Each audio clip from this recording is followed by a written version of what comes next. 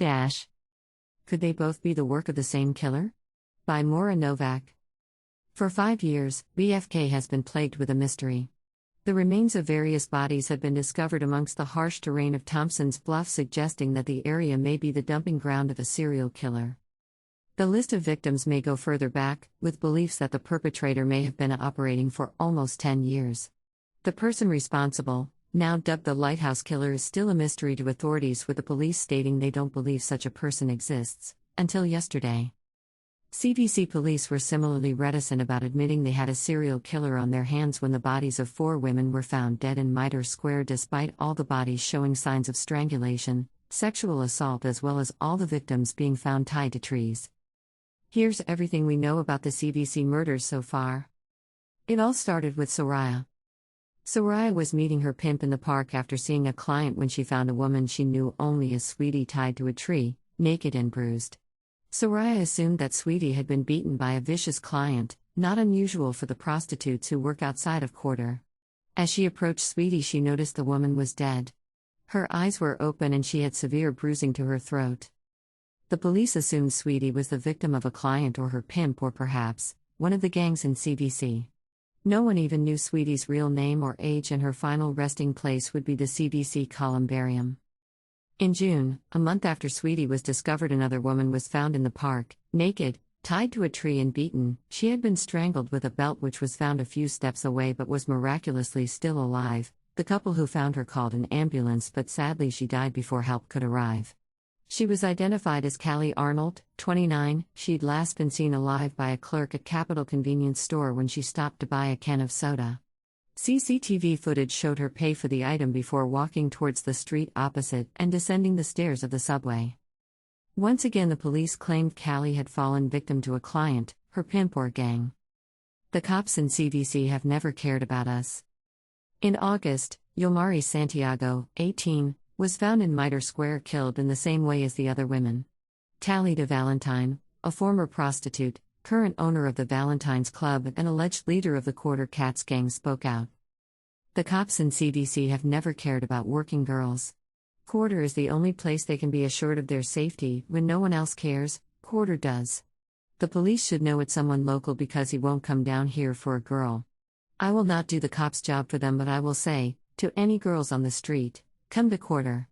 No pimps, no drugs, no violence, a fair share of your earnings, and guaranteed safety from this psychopath. Another victim, but with a difference. After Valentine's statement and mounting public interest, police invested more resources into the search for the killer. In October, another gruesome discovery was made in Mitre Square. The body of Elena Pasternak was discovered naked and tied to a tree, but the cause of death wasn't strangulation. She had been choked. Cloth had been jammed in her throat, and the distinctive pattern on the fabric matched an item of clothing worn by Callie Arnold. The police announced that they were searching actively for a serial killer after receiving help from government agents. The killings stopped. As suddenly as they began, the killings stopped. A year later, and no more women have been found tied to trees in Mitre Square. CVC police have remained tight-lipped about whether the government is still working closely with the city or whether any other states have made contact with them. 1 year later. The disappearance of Darius Johnson, a homeless man from BFK, along with the unidentified man recently discovered in Thompson's Bluff, brought to the headlines that many people from the homeless population had gone missing, as well as startling statistics on young girls going missing in the S Bridge and LS area. People also brought to light the mysterious amount of bones, remains, and items found on Thompson's Bluff for a decade. BFK police had always insisted that the bones and remains were consistent with reports of people seen jumping from bridges or washing ashore from accidents at sea. "It's unpleasant," said Detective George Galanis, "but our emergency line receives hundreds of calls a week of citizens seeing people standing on rooftops, locking themselves in public bathrooms, or climbing on bridges where they intend on taking their own life. Our dedicated teams arrive in time to save many lives, and often, the person will have a change of heart. However, there are occasions where we just can't make it in time." Thompson's Bluff in particular is a trouble spot. The Bluff isn't only a popular suicide spot, it also has a lot of people down on their luck sleeping there, people who've been drinking and may slip on the rocks. The detective also spoke about the fishing industry still present in HP, as well as the port at the docks occasionally reporting men lost at sea, as well as the recent scandal involving CVC General disposing of medical waste into the ocean. What could connect these deaths? Details of how the man on the bench died are being kept secret by the police, which may suggest they're similar to the dead women to avoid speculation.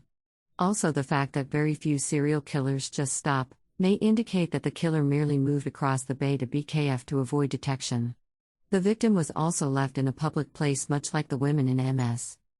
As an interesting addition, Elena Pasternak had recently moved from K-Docs in BFK to CVC. WHO could be a suspect? To date, the CVC police have never officially announced any suspects, although rumors did spread that some high-ranking officials were investigated by the agency team. Some have posited there may be more than one murderer. While the 4 bodies discovered at the first crime scene were beaten and tied to trees, the homeless man was hidden inside a sleeping bag and may have been mutilated. This distinct difference in modus operandi suggests one of 3 things. Either the killer's desires evolved over time, these mutilated victims were an exercise in experimentation, or that they're the work of 2 killers. He's still out there. Unlike Jack the Ripper or even the Zodiac, these murders only occurred around 10 years ago at the earliest. Therefore, it's highly likely that the person or people responsible for these grisly findings is still alive. Additionally, there has been a backlash against police in CVC for the way they handled the investigation in the early stages. It is believed that police didn't provide the necessary resources for a thorough investigation due to the backgrounds and lifestyles of the victims. And as the case increased in magnitude, the police found themselves unable to keep up with the demands of the investigation. This could be one of the reasons why, despite 4 bodies, no official connections have been made. There's new evidence. A new piece of evidence in the Mitre Square case was made public this morning. A brown leather belt used to strangle Callie Arnold. The belt was reportedly a generic belt easily purchased from multiple outlets in both cities, but now police have revealed that the belt has distinguishing features such as scuffing on one side. Above, scuffing on the belt used in the murder of Callie Arnold. Given the fact that police are asking for the help of the public, it seems that they may have exhausted all their current leads and that the identity of the killer will remain unknown for the foreseeable future. If you have any information, contact BKF or CVC Police on 555-7632.